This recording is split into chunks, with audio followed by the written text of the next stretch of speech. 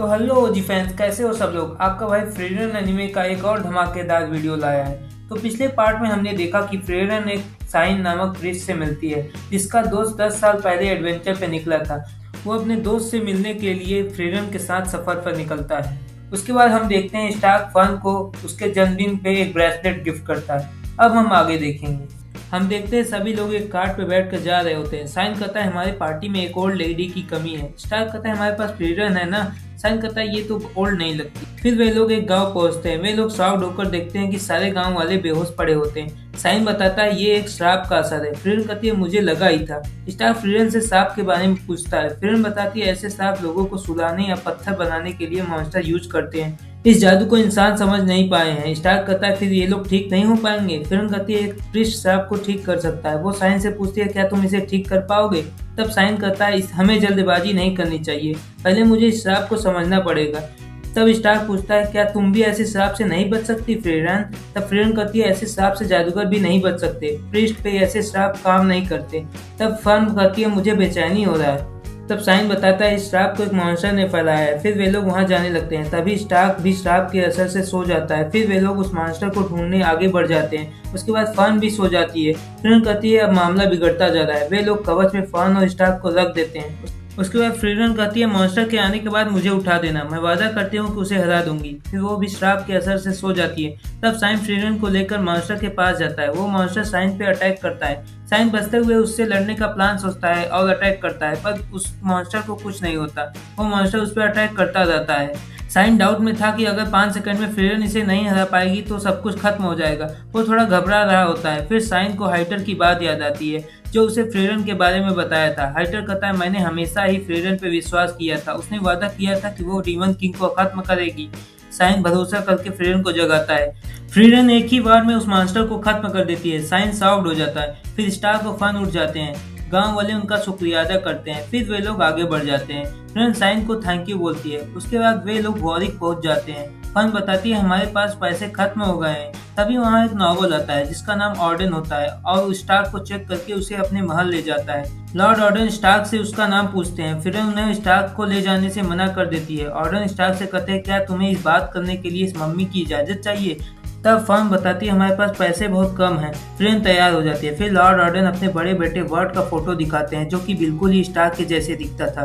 फ्रीरन पूछती है इसका स्टार्क से क्या लेना देना। तब ऑर्डन बताते हैं 1 महीने पहले डीमन से लड़ाई के वक्त वर्ट मारा गया, उसके मरने की खबर कुछ खास लोगों को ही है। फ्रीरन पूछती है आप स्टार्क से क्या चाहते हैं। तब वो बताता है मैं इस बुरे हाल में वॉरिक को नहीं छोड़ सकता। साइन कहता है तो आप अपने बेटे के मौत का खबर छुपाना चाहते हैं। तब ऑर्डन बताते हैं 3 महीने बाद इस राज्य के बड़े बड़े लोग एक पार्टी में मिलने वाले हैं, वहाँ हम उन्हें दिखाएंगे कि वर्ड जिंदा है। फ्रीरन पूछती है पैसे कितने मिलेंगे। वो कहता है 10 सोने के सिक्के। फन कहती है इतने में तो हम 1 साल तक भरपेट खाना खा सकते हैं। फ्रीरन कहती है मुझे ग्रीम वॉर भी चाहिए। वो मान जाता है।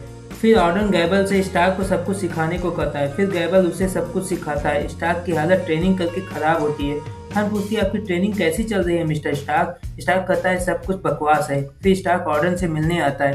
स्टार्क पूछता है आप इतने शांत कैसे हैं, आपके बेटे को गुजरे अभी 2 ही महीने हुए हैं। ऑर्डन कहते हैं मैं अपने बेटे की आखिरी ख्वाहिश पूरी कर रहा हूँ, इसके लिए मुझे तुम्हारी मदद चाहिए। स्टार्क राजी हो जाता है। फिर वे दोनों छोटे बेटे मूट को देखते हैं। वो ट्रेनिंग कर रहा होता है। स्टार्क को अपने बचपन का याद आता है। फिर ऑर्डन स्टार्क को ट्रेनिंग देते हैं। उसके बाद ऑर्डन फर्न को भी तौर तरीके सीखने को कहते हैं। वो बताते हैं एक पार्टी में एक लड़का लड़की के साथ ही जाते हैं। फ्रेंड कहती है अच्छे से सीखना फर्न। फिर फर्न भी उनके तौर तरीके सीखती है। वो डांस भी सीखती है। फिर पार्टी का दिन आ जाता है। फर्न परेशान होती है। फिर स्टार्क उसे अपने साथ डांस करने को कहता है। वे दोनों साथ में एक जबरदस्त परफॉर्मेंस देते हैं। सब लोग उन्हीं को देख रहे होते हैं। दोनों बहुत ही खुश होते हैं। उसके बाद हम देखते हैं पार्टी खत्म होने के बाद ऑर्डन गैबल को फ्रीरन का अवार्ड देने को कहते हैं। वह स्टार्क को उसके बेटे की जगह लेने को कहता है, पर स्टार्क मना कर देता है। फिर ऑर्डन कहता है ठीक है। इधर फ्रीरन किताब लेने में कंफ्यूज होती है। स्टार्क ऑर्डन को देखता है। वो अपने छोटे बेटे को ट्रेन कर रहा होता है। फिर वे लोग वहाँ से चले जाते हैं। फिर हम देखते हैं साइन अपने दोस्त को याद करता है कि कैसे वे दोनों बचपन में मस्ती करते थे। वे लोग क्लास रीजन पहुंच जाते हैं। वे लोग एक ड्वार्फ से मिलने जाते हैं जिसका नाम बॉल होता है। वो लगभग 400 साल का है। सब लोग शॉक्ड हो जाते हैं। फिर वे लोग उस विलेज पहुंच जाते हैं। फिर फ्रीरन उस बूढ़े वॉल से मिलती है। स्टार्क कहता है ये तो ज्यादा ही बूढ़े हैं। वॉल फ्रीरन को पहचान नहीं रहा होता है। फिर फ्रीरन उसे अपना नाम बताती है। वो पहचान जाते हैं। तभी अचानक से वॉल स्टार्क को गिरा देता है और कहता है लापरवाही की वजह से जंग में ज्यादातर मौतें होती है।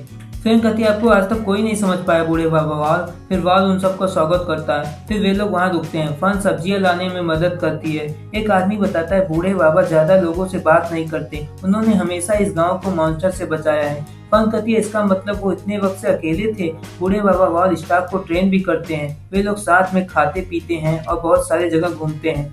फिर वॉल से बहुत ज्यादा ही बातचीत करती है। फिर हम देखते हैं एक हफ्ता बीत जाता है। फिर फ्रीडन स्टार्क के बारे में पूछती है। बूढ़ा वॉल स्टार्क की तारीफ करता है। फ्रीडन कहती है आपका शुक्रिया बूढ़े बाबा वॉल, आपकी वजह से मैं हिमेल और बाकियों को जान पाई थी। फिर हम देखते हैं हिमेल बूढ़े बाबा से पूछता है आप इस विलेज को क्यों प्रोटेक्ट कर रहे हैं। तब वो बताते हैं ये गांव मेरी बीवी को पसंद था और मैंने उससे इस विलेज को प्रोटेक्ट करने का वादा किया था, इसलिए मैं इसे प्रोटेक्ट करता हूँ। अब तो मैं उसकी आवाज़, चेहरा सब कुछ भूल गया हूँ, वो बस मेरी यादों में है। मैं एक मरी हुई औरत को दिए वादे निभा रहा हूँ। तब हिमेल कहता है आप सही कर रहे हैं बूढ़े बाबा। तब बूढ़ा वॉल हिमेल से कहता है तुम बहुत ही जाबाज हो, मुझे यकीन है कि तुम डीमन किंग को हरा दोगी।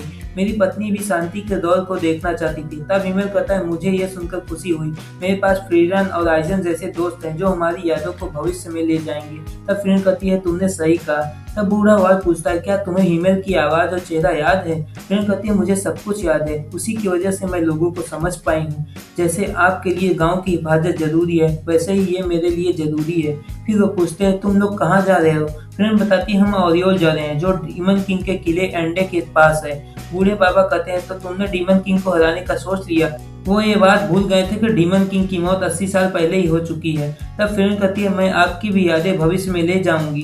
बूढ़ा वाल कहता है मुझे बहुत ही खुशी होगी। फिर वे लोग बूढ़े वाल को अलविदा कहकर वहां से चले जाते हैं। फिर वे लोग नॉर्डर रैंड के रॉ रीजन पहुंच जाते हैं। साइन अपने दोस्त के बारे में पूछताछ कर रहा होता है। साइन कहता है तुम्हें तो पता ही होगा मेरे सफर का मेन मकसद है अपने दोस्त को ढूंढना।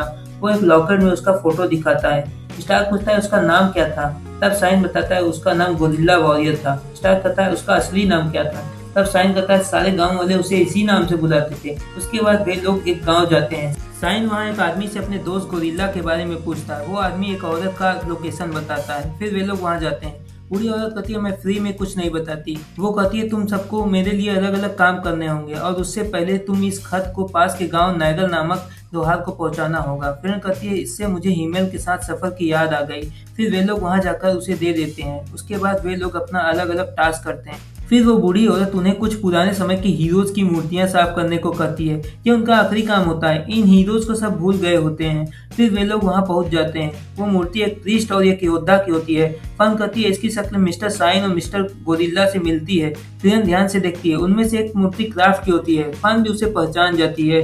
फिर साइन पुरानी बात सोचता है। हम देखते हैं साइन और गोरिल्ला इन्हीं हीरोज की मूर्तियों के पास हाइटर के साथ आए होते हैं। गोरिल्ला कहता है ये बिल्कुल हमारी तरह लगता है। ये दोनों ऐतिहासिक हीरो पर कोई इनका नाम नहीं जानता। फिर वो कहता है पर मैं इनकी तरह नहीं बनूंगा। मैं अपना नाम कभी भी भूलने नहीं दूंगा।